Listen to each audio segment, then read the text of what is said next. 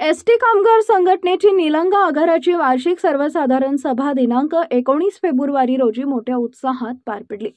या सभेसाठी विभागीय कार्यकारिणी सदस्य व कामगार संघटना सदस्य मोठ्या प्रमाणात हजर होते। या सभेत आगार अध्यक्षपदी राजकुमार सूर्यवंशी यांची तर आगार सचिव म्हणून अंकुश काळे यांची एकमताने निवड करण्यात आली।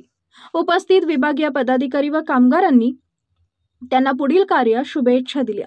या प्रसंगी विभागातील सदस्य श्याम एरावाड, प्रकाश शनिमे, खंडू धुमाळ यांच्यासह उद्धव गौडगावे, हनुमंत पाटील, उमेश सांडूर, अनिल बिराजदार, प्रल्हाद बोयाणे, संतोष गायकवाड, दयानंद मलशेट्टे, बसवराज स्वामी, गोविंद कन्हेरे, भगवान राजे, दयानंद बेडगे, सुधाकर वडमिले, देवा बेंडले, प्रवीण बेंडले, राजा कांबळे, दत्ता शिंदे, सुधाकर वाडीकर आणि कामगार संघटनेचे सभासद उपस्थित होते।